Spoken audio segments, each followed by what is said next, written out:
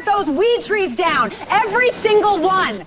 That's what the HOA president was shouting at a four-man chainsaw crew when I drove home from a forestry conference and rounded the bend on my own property. By the time I parked the truck, my grandfather's grove of 8 Oregon white oaks was on the ground in pieces, the wood still warm, fresh sap bleeding pale orange across cuts that should never have been made. She stood there in a pearl-white blazer and white sneakers, pointing at the slope with a clipboard like a foreman on a job site she owned.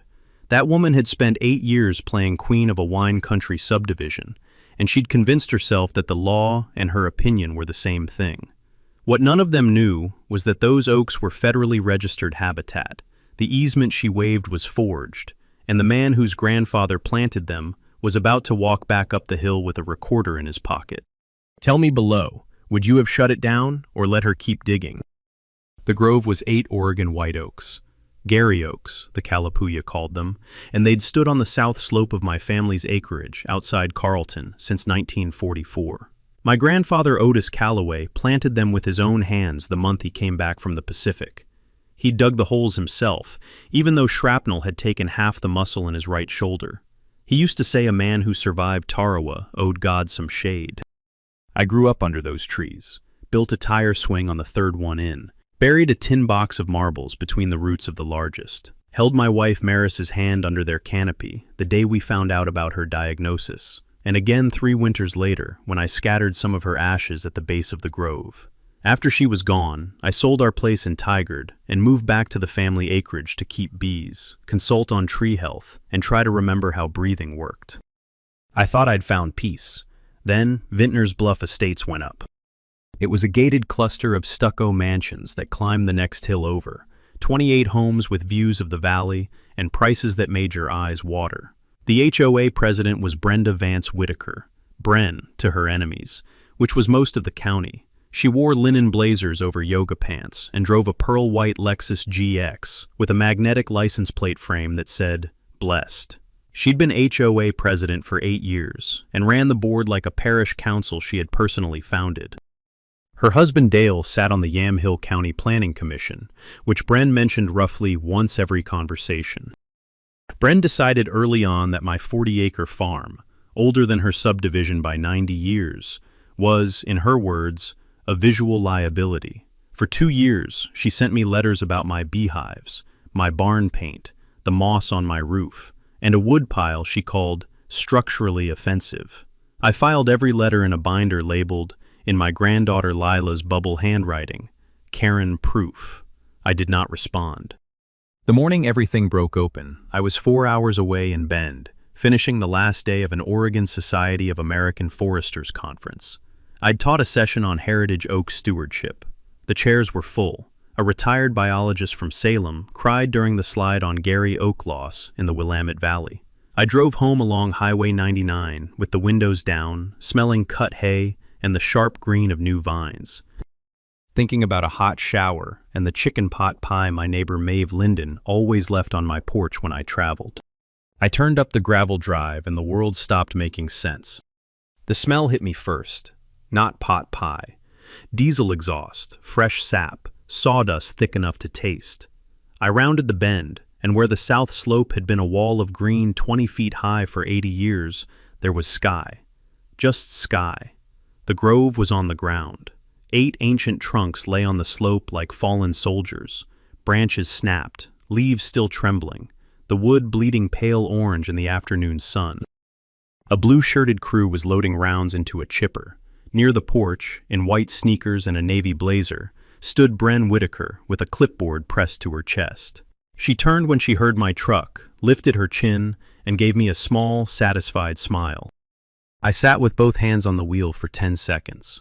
I thought about my grandfather's hands in the dirt in 1944. I thought about Maris. I thought about the 4 sentences my own daddy taught me before he died. Then I turned off the engine, opened the glove box, took out the small voice recorder I always travel with, and stepped out of the truck. Bren met me halfway up the drive like she'd rehearsed it. "Wesley, good, you're back." Her voice had that bright, administrative cheer she used to weaponize unpleasantness. I'd hoped to be finished before you got home, but the crew ran behind. Behind on what? My voice came out flat. The view corridor remediation. She tapped the clipboard. I have all the paperwork. We're well within our authority. I looked past her shoulder. The crew had stopped working. The chipper engine was still running, but the man on the controls had set down his hard hat and was staring at the ground. Crews know. They always know. Bren, I said softly, whose authority? She drew herself up.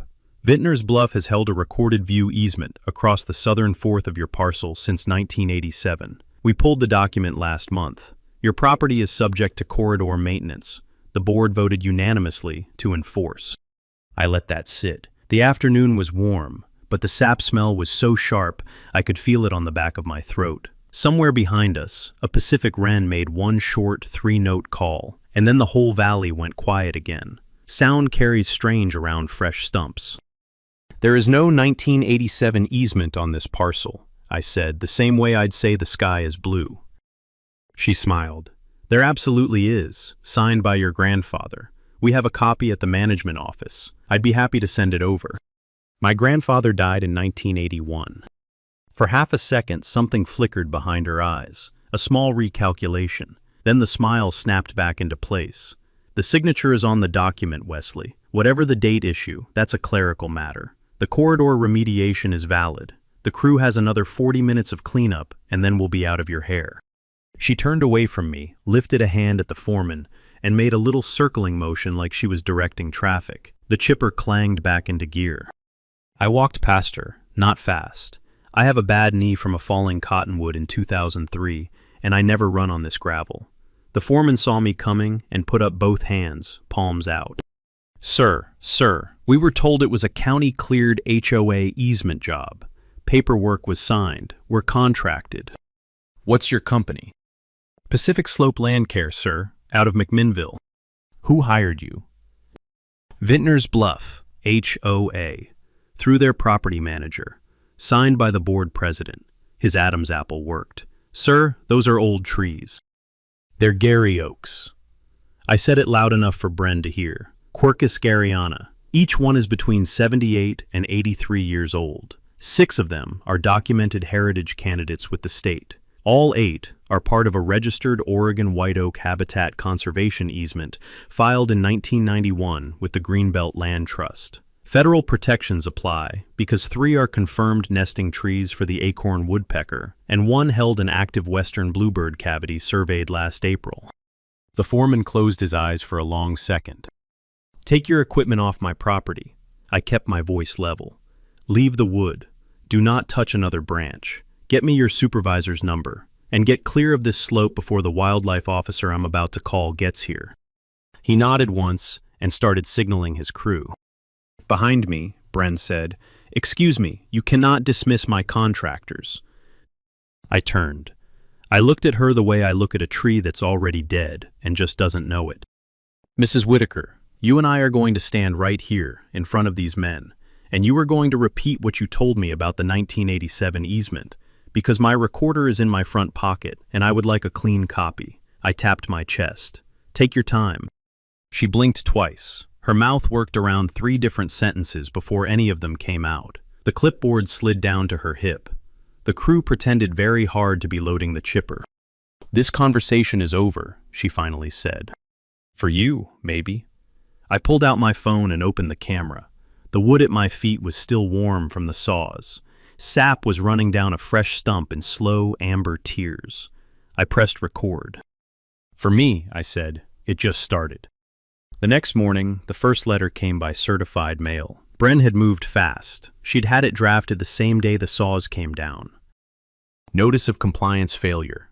12 points, Times New Roman, signed in looping royal blue ink. The 8 stumps in my south pasture, she wrote, constituted a structural and aesthetic hazard inconsistent with community standards. I had 30 days to grind them flat to grade and seed the area with native bunchgrass at my own expense, or face a $500 daily accrual fine plus attorney costs. There was no acknowledgement of who had cut the trees down. I read the letter twice on my front porch with a mug of coffee gone cold. A red-tailed hawk made a slow figure 8 over the empty slope where the canopy used to be. The light was different now, sharper, wrong. A grove that had filtered 80 years of summer afternoons was now bare gravel and bone-white wood. I called Reggie Coombs at 8:15. Reggie had been my wife's high school debate partner, then her oncologist brother-in-law, then somehow my attorney for the last 4 years. He answered on the second ring with, "Wes, I heard. Maeve called me. I'm not asking how you're doing because I already know the answer. Tell me what you have." I told him about the recorder, the foreman's confession, the federal protection statement on tape, the certified letter on my lap. He listened the way Reggie always listens, with no interruptions and a pen scratching in the background. "Don't ground a single stump," he said when I finished. "Don't cede, don't sign. Don't reply to that letter except through me. We're going to file a records request on the alleged 1987 easement today, before close of business, and I want the original, not a scan. We're going to put a hold on every dime of HOA fines pending litigation. And Wes, those stumps are now evidence. Don't you touch them." I figured. Take ring counts on every one. Photograph each face. Document the cut angle, the saw kerf, the wedge marks. I want core samples sent to the OSU Dendrochronology lab. We're going to nail down age, species, and date of cut to the day. Already on it. "Of course you are," he paused. "Wes, treble damages." "I know." In Oregon, ORS 105.815 lets a property owner recover triple the market value of unlawfully cut timber. For ornamental and heritage trees, courts use replacement cost appraisal under the Council of Tree and Landscape Appraisers trunk formula.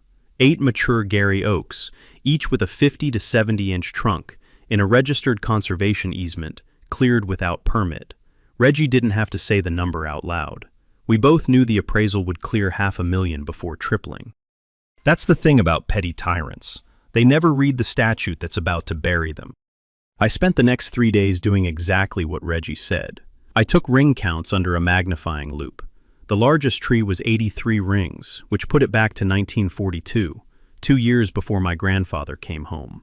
Either Otis had brought it in already a sapling, or the date on the family Bible was off. I photographed every cut face from 4 angles. I drove a fresh core sample down to Corvallis and shook hands with a graduate student named Hollis, who promised expedited results. I called the Greenbelt Land Trust and got their conservation easement file scanned within 48 hours. Maeve Linden brought me chicken pot pie and a casserole dish full of biscuits and didn't ask a single question. That's the kind of neighbor she is. On day 4, a second envelope arrived, hand-delivered by a grim-faced young man in a Vintners Bluff polo shirt. New letter, higher tone.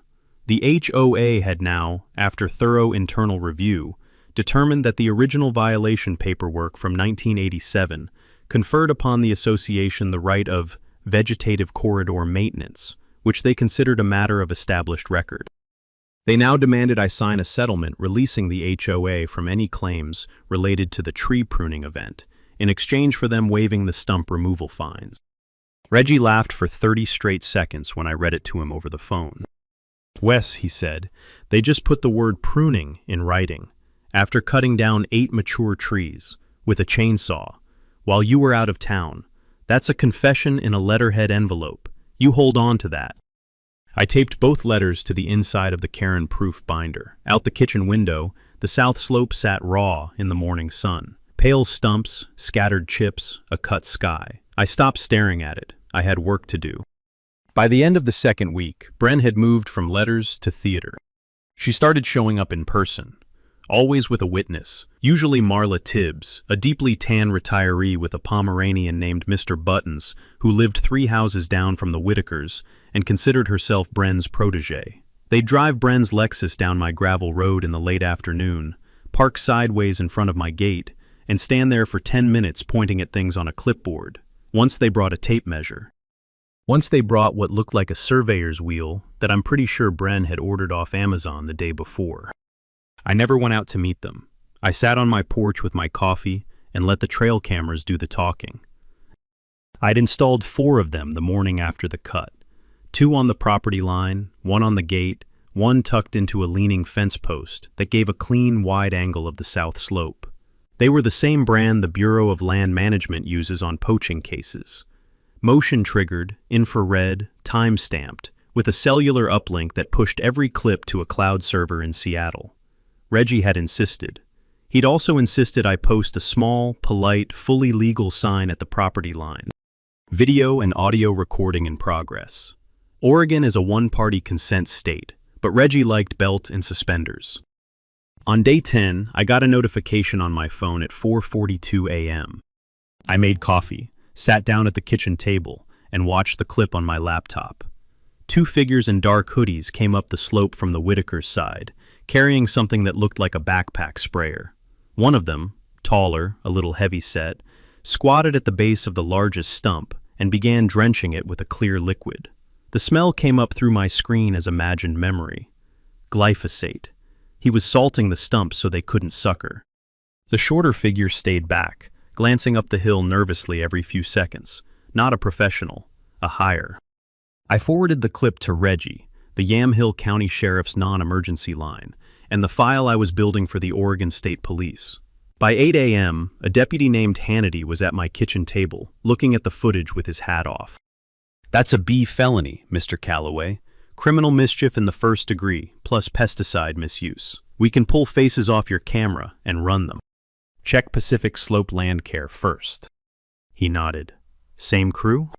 Same body type, same boots." It took the sheriff's office 4 days to get a confession. The crew leader from the original cut, a man named Donnie Ostrander, folded the moment he was shown the footage and asked if he wanted his union rep.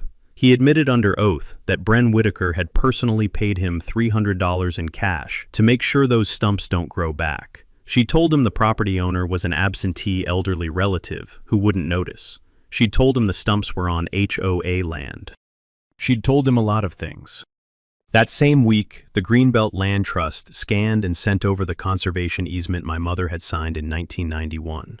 6 pages, county recorded, with all 8 oaks individually GPS marked. The easement permanently restricted any timber removal without trust approval and federal state co-review. I forwarded copies to Reggie, to the U.S. Fish and Wildlife Service field office in Sherwood, and to a journalist named Cass Hartigan at the Statesman Journal, who'd covered 3 previous wine country oak destruction cases. Bren responded by escalating, because that's what people like her do. She called an emergency meeting of the HOA board and proposed a rule change requiring all non-conforming legacy parcels within a quarter-mile of the Vintners Bluff boundary to register with the association. She filed a noise complaint against me for running a generator she could not, in any physical sense, hear from her house. She had Marla Tibbs send the county a letter accusing me of operating an illegal Airbnb, an illegal beekeeping operation, and an illegal refugee shelter. I forwarded each filing to Reggie. He started a separate folder labeled Pretextual Harassment, Whitaker. On day 21, I drove to McMinnville and walked into the Yamhill County Recorder's office with a check, a notarized affidavit, and the contact information for the Oregon Land Title Association's fraud hotline. I had been waiting 2 decades to be exactly this calm. The clerk at the recorder's office was a woman in her 60s named Pearl, with reading glasses on a beaded chain and the patient eyes of someone who has watched the worst people in the county walk through her door for 30 years. "Easement, you said, 1987, property of Calloway. Filed against my parcel. Granted to Vintners Bluff Estates HOA, or its predecessor, for view corridor purposes. I'd like the original." She tapped at the keyboard. Her face didn't move, which is how a good county clerk telegraphs that something interesting is about to happen. "There's a 1987 easement on file for that parcel, sir, but it's not view corridor." "What is it for?" "Driveway access, 2-rod width, granted by Otis Calloway to the adjacent parcel, the Hostetler property to the north, recorded September 4, 1987. There's no other easement on this land, nothing involving Vintners Bluff. They didn't exist in 1987. I stood very still. "Could you print me a certified copy of every easement, lien, and encumbrance on this parcel since 1980, and a separate certified copy of any document Vintners Bluff Estates HOA has filed against this parcel at any time?" She did. The HOA had filed nothing, ever. I drove 3 blocks to the Yamhill County Sheriff's Office and asked for Detective Audrey Saunders, whose name Reggie had given me. Saunders was 40, lean, with a deputy's gray-going blonde braid and the unsmiling attention of someone who'd worked white-collar fraud for 15 years. She read the clerk's printout, then the certified letter from Bren, then the second letter referencing the 1987 easement, then the deputy's report on Donnie Ostrander's confession. "You have the alleged easement document the HOA referenced?" Bren said she'd send it. She never did. I requested it through my attorney. They've now produced it. I slid a copy across her desk.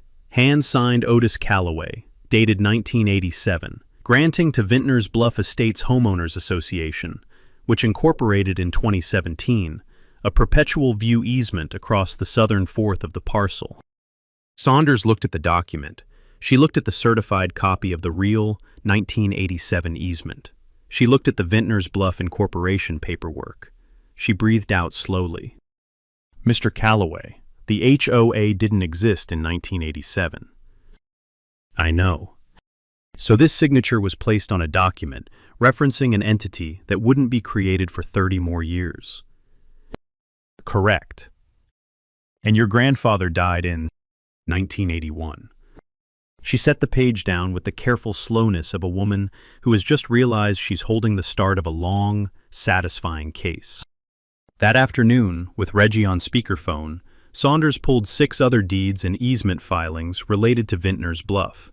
4 of them had Otis Calloway's signature. 3 more had signatures of long-deceased Yamhill County landowners, old farming families who died before the millennium. Every one of them granted view corridor or vegetation maintenance easements to Vintners Bluff, or to a shell company called Bluff Vista Holdings LLC, which was registered to one Dale Whitaker. Bren and Dale had been forging dead men's signatures for years.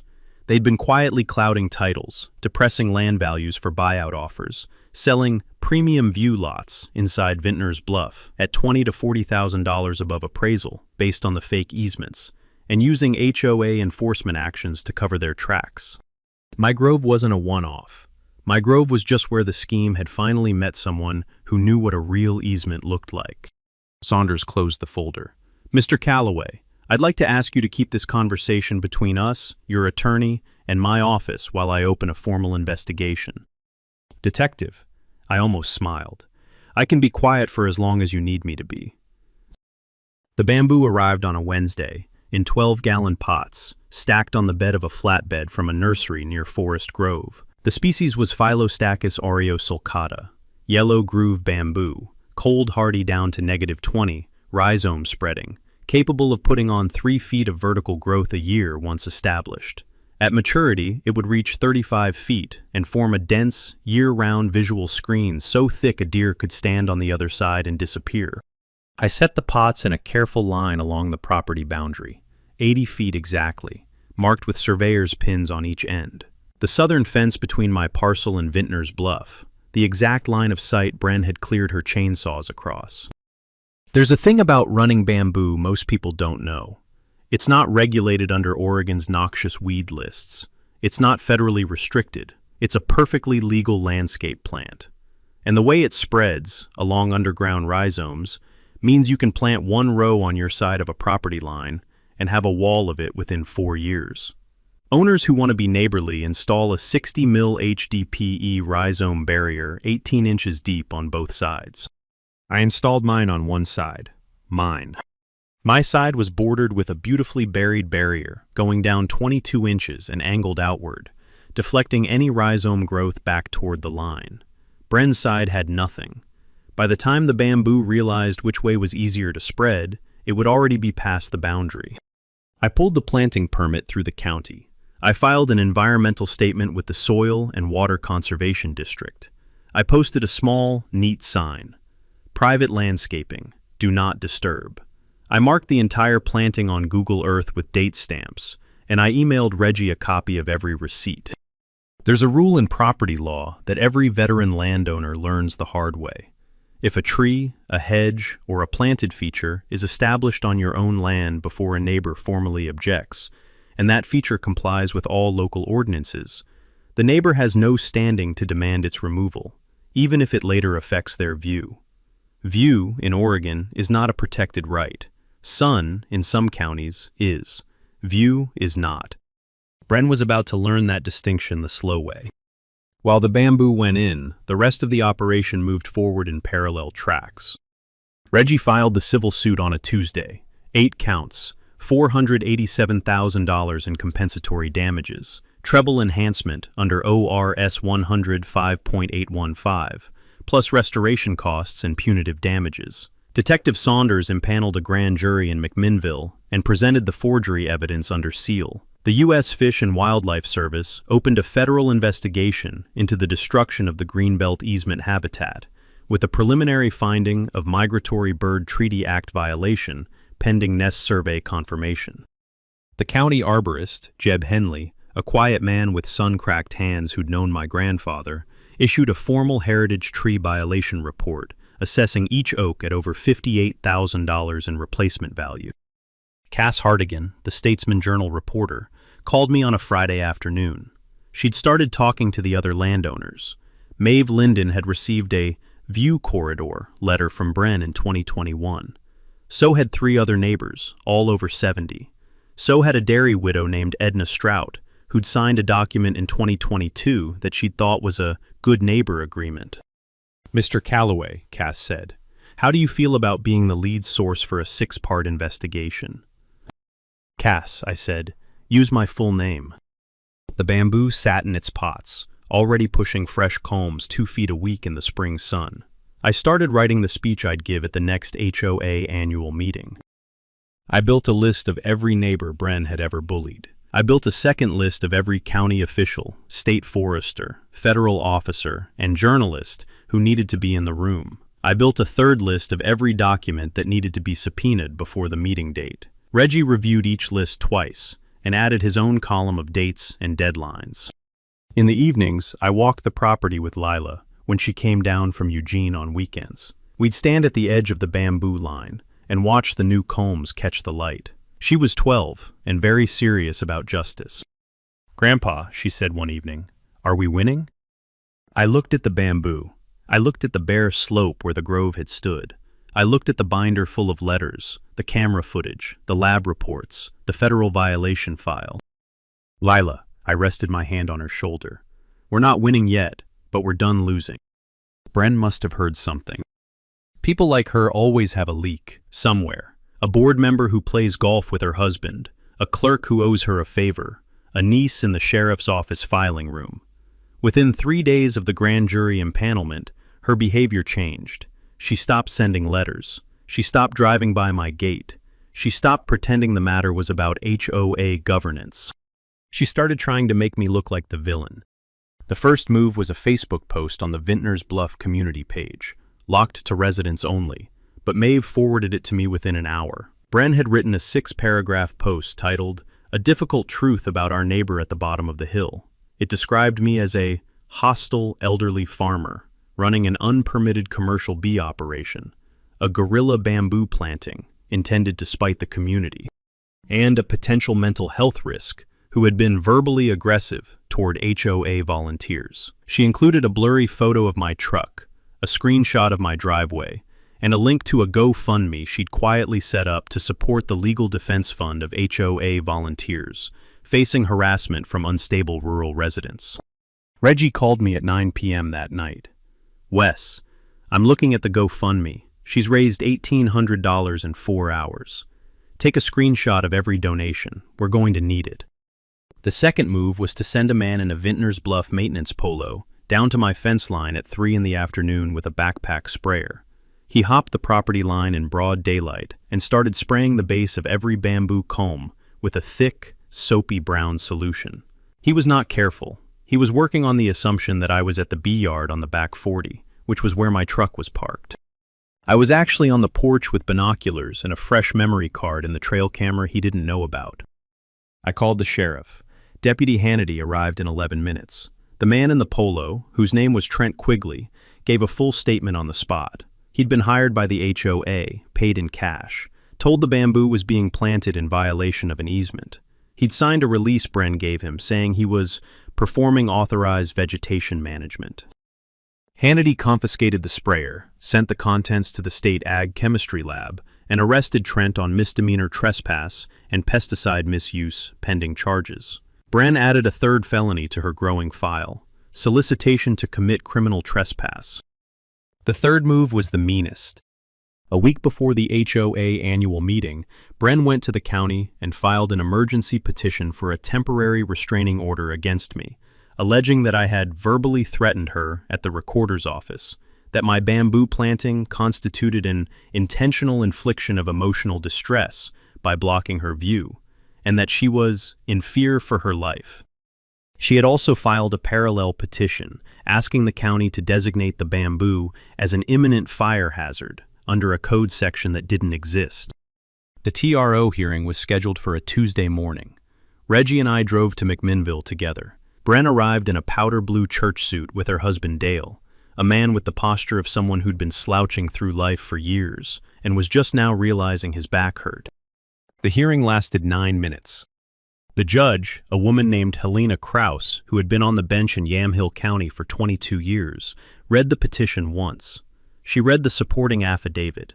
She looked over the rim of her reading glasses at Bren. "Ma'am, you are alleging Mr. Calloway threatened you at the recorder's office. Is that correct?"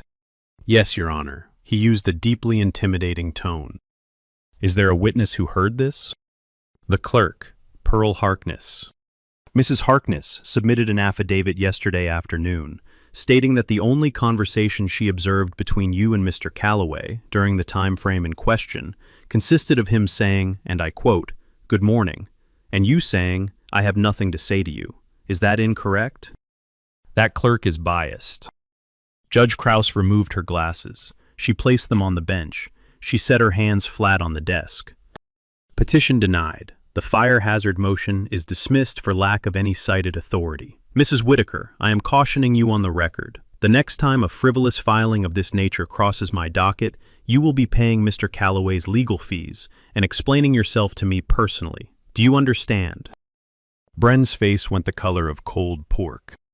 In the hallway outside the courtroom, Dale Whitaker tried to take her elbow, and she shook him off so hard her purse hit the wall. I didn't say a word. I didn't have to. Reggie just held the door for me on the way out. She had one move left, and she made it the night before the annual meeting. I was in bed by 10, which is late for me. The phone vibrated on the nightstand at 11:47. Trail camera, gate, motion alert.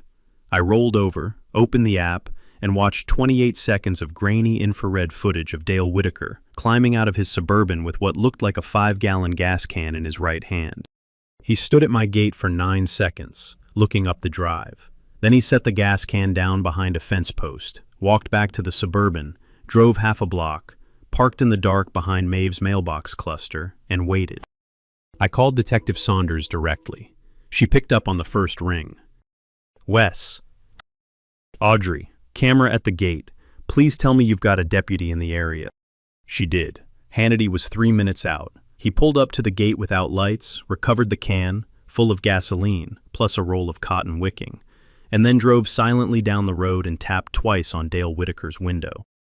Dale tried 2 different lies in the first 90 seconds, and then asked for a lawyer. The county booked him on attempted arson and conspiracy. Bren got the call from the jail at 2:14 a.m. She did not sleep that night, and she did not call her own attorney, which would later turn out to be the most important decision she made all year. Instead, she sat at the kitchen table of her 3,000-square-foot home and wrote a single-spaced, 4-page email to every member of the HOA board, every resident on the community Facebook page, the local Methodist pastor, a state senator she'd met once at a fundraiser, and the editor of the Yamhill Valley Tribune. The subject line read, in all caps, "The truth about Wesley Calloway." The email accused me of running a methamphetamine operation out of my barn, sexually harassing 2 women whose names she invented, stalking a woman in McMinnville whose name she also invented, and laundering money through my honey sales. She included a doctored screenshot of my bank account. She included a fabricated screenshot of a text exchange in which I supposedly threatened to burn down the Vintners Bluff clubhouse. She sent it at 4:17 a.m. By 7 a.m., it was on my desk, forwarded by 3 different residents who had immediately recognized it as a libel deposit slip. Reggie laughed for a full minute when I read it to him. He hadn't laughed like that since law school, he said. Wes, she just defamed you in writing to a state senator and a newspaper editor, with doctored images, after being warned on the record by a judge to stop the frivolous filings, after her husband was arrested for attempted arson on your property. Wes, she has handed us the case on a sterling silver tray. He filed an emergency motion for a temporary restraining order against her, a real one this time, with actual cause, by 11 a.m. Judge Krause signed it before lunch. Bren was prohibited from coming within 500 feet of my property, contacting me through any channel, or making any public statement about me until further notice. By 2 in the afternoon, Cass Hartigan ran the first installment of her investigation in the Statesman Journal under the headline, Oregon HO, a president's husband arrested in scheme linked to forged easements, felled heritage oaks. The article was 26 column inches and named 11 landowners who'd been targeted by Bluff Vista Holdings, LLC. By 4 o'clock, the story had been picked up by the Oregonian, by the AP Wire, and by an environmental reporter at OPB. The HOA annual meeting was scheduled for the following evening at the Carlton Community Hall. 230 residents had RSVP'd. Bren had originally planned to use the meeting to pass new bylaws, giving the board sweeping enforcement powers over non-conforming legacy parcels, a category invented entirely to target me. She had not yet figured out that she would not be running the meeting. I sat on my porch that evening with Lila and Maeve. The bamboo was already 4.5 feet taller than when I'd planted it, the new culms standing like green soldiers along the property line. Lila was eating one of Maeve's biscuits and asking practical 12-year-old questions about subpoenas. Maeve was knitting something. The light was the gold of late spring in the Willamette Valley, the kind of light my grandfather used to call cathedral hour. I had memorized my speech. I went inside, set out my best blue shirt, pressed the cuffs, and went to bed early. There would be cameras in the room tomorrow. I wanted to look like the man I was raised to be. The Carlton Community Hall was a converted grange building from 1923, with timber rafters and a stage at the far end where, every Christmas, the elementary school did its winter pageant. By 6:15 the place was full. By 6:30 there was no parking within 3 blocks. I sat in the second row, right side, in my pressed blue shirt. Reggie sat to my left. Lila and her mother sat behind me. Maeve sat across the aisle with 3 other neighbors who'd received forged easements. Detective Audrey Saunders stood at the back wall with 2 uniformed deputies, including Hannity. Elaine Pickett of U.S. Fish and Wildlife wore a gray suit and a federal badge, sitting calmly with her hands folded. Cass Hartigan had a notebook open. A camera crew from KOIN had a tripod at the side aisle. The OPB reporter sat next to her sound man. Bren walked in at 6:47, escorted by the HOA's vice president, a softening, ruddy-faced developer named Garth Mooney, who looked like he hadn't slept in 3 days. Bren was wearing a pale pink suit. Her makeup was meticulous. Her smile was bright and brittle and 1 degree off true. She did not look at me. She climbed onto the stage and approached the podium with the slow, careful steps of a woman who knew her shoes were going to make a sound on the wood. She tapped the microphone. "Good evening, everyone." Garth Mooney stepped up beside her, leaned to the microphone and said, "Bren, hold on. Before we begin, the board there's a procedural matter we have to address." Bren's smile froze. Garth produced a single piece of paper. His hands were trembling visibly. Pursuant to Article 12, Section 4 of the Vintners Bluff Estates HOA bylaws, in light of pending criminal charges and active investigations relating to financial fraud, the board met an emergency session this afternoon and voted 6-1 to suspend Brenda Vance Whitaker from all officer duties, effective immediately. The hall went quiet, the kind of quiet that happens when 200 people stop breathing at the same time. Bren turned to him. "Garth, we did not have a meeting this afternoon." "We did, Bren. You weren't invited. That's the part of Article 12 that handles this exact situation." She opened her mouth, closed it, took 1 step back from the podium. That was when Detective Saunders walked up the side aisle. She didn't hurry. She climbed the 3-stage steps with the slow, settled walk of a woman who has executed exactly this kind of arrest more times than she can count. She stopped beside Bren at the podium. She held up a folded document. "Mrs. Whitaker, I have a warrant for your arrest on 12 counts of forgery in the first degree, 8 counts of theft by deception, 4 counts of conspiracy to commit fraud, 1 count of solicitation to commit criminal trespass, and 2 counts of contempt of court. You have the right to remain silent. Anything you say can and will be used against you in a court of law. You have the right to an attorney." The microphone caught every word. Bren said, very quietly, "This isn't happening." Saunders cuffed her hands gently in front of her. The hall watched in absolute silence as Bren was walked off the stage. Halfway down the side aisle, her shoulders started to shake, but she didn't sit down, and she didn't fall, and she didn't say another word. The deputies took her out the back of the hall. The whole arrest took 90 seconds.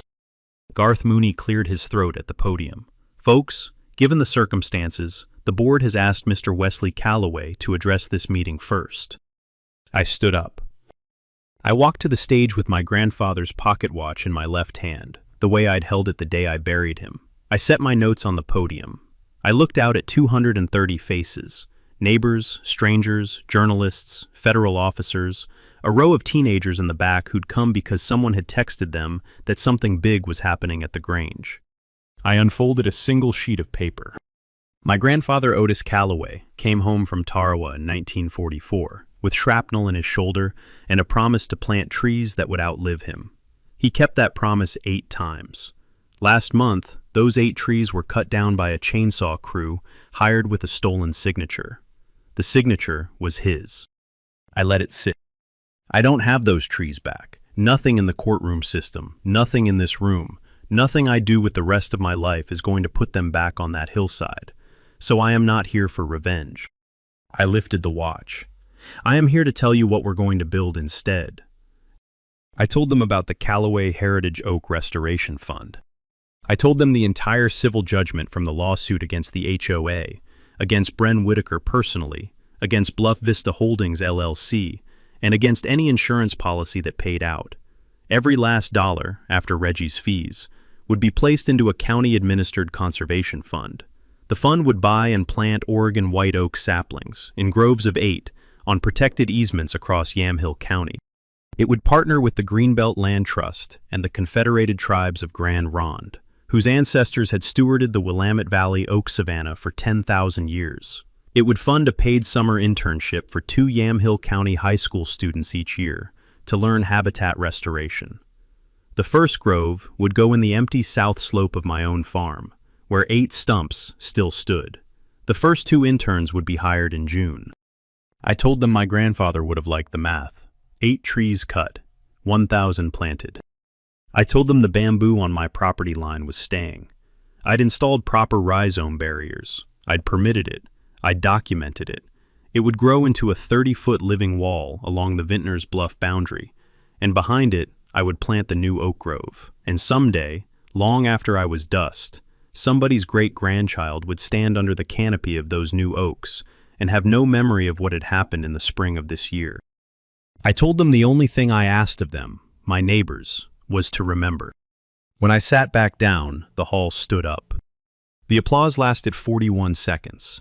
I counted because Lila held my hand and squeezed once for every 10 seconds. Maeve was crying. Garth Mooney was crying. 2 of the deputies in the back of the room were nodding. Cass Hartigan was scribbling so fast her pen ran out of ink, and she had to ask the OPB reporter for a new one. In the weeks that followed, the rest happened quickly. Dale Whitaker was indicted on 22 counts of fraud, RICO conspiracy, and attempted arson. He took a plea deal in August and is currently serving 61 months in a federal correctional facility in Sheridan. Bren went to trial in October. The jury was out for under 3 hours. She is currently serving a stipulated sentence at the Coffee Creek Correctional Facility in Wilsonville and has been ordered to pay $1.4 million in restitution, which she does not have. Vintners Bluff Estates HOA dissolved its old board, rewrote its bylaws, and added a clause requiring an Oregon-licensed arborist on the board at all times. They invited me to fill the seat. I declined and recommended Maeve Linden instead. She accepted. The Callaway Heritage Oak Restoration Fund planted its first 112 saplings in November on 5 different parcels across Yamhill County, with the help of 47 volunteers, including a kindergarten class from Carlton Elementary that arrived in matching yellow rain boots. Lila planted the first sapling on my own farm with her own hands. She named it Otis. It is doing fine. The bamboo, by spring, was 11 feet tall. The new oak grove on my south slope is 3 feet tall, and growing into the shape my grandfather first imagined in 1944.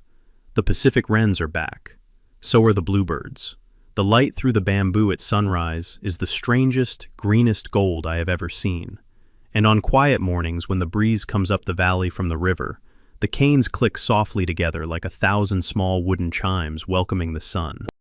If you have ever stood in your own home, looking out at someone else's appetite for your land, and felt that small, cold animal feeling start up behind your ribs, write it down, date the page, document the photo, find a Reggie, call a Pearl, find your Audrey. The petty tyrants of the world are made small by paper and bamboo, and the slow, patient work of people who will not be moved. Tell me your story in the comments. Where are you watching from? What did your HOA try to take from you? I read every comment, every one. Subscribe so you don't miss what comes next, because the next story I have for you involves a sheriff's auction, a missing $84,000, and a quiet old machinist in West Texas who waited 3 years to walk into the right room. You're going to want to be there for it. Pull up a chair. What stands out to me about Wesley Callaway's story isn't that he won. People win HOA cases all the time. What stands out is how patient he was. He says on his post with a binder label, Karen Brooke, and let Brenda Whittaker mail him every piece of evidence she ever needed. He asked questions in a quiet voice. He let detectives and federal officers and a small-town newspaper reporter do the law work for him. He didn't shout, he didn't trespass, he didn't lift a hand against the person who was personally destroying his grandfather's legacy. He kept his head, kept his receipts, kept his recorder running. That certain petty power never sees coming. The calm man with a binder. Brad had the law authority. Wesley had the paper. Paper wins every time. If your HOA is doing something that smells like Brad Whittaker, start documenting today. Start photographing today. Find your Regis. Find your Pearl. Find your Audrey. Drop a comment below if you ever stood across the line from a Karen with a clipboard. Hit subscribe so you don't miss the next one. A serious auction, a missing $84,000, and a quiet machinist in West Texas. I'll see you there.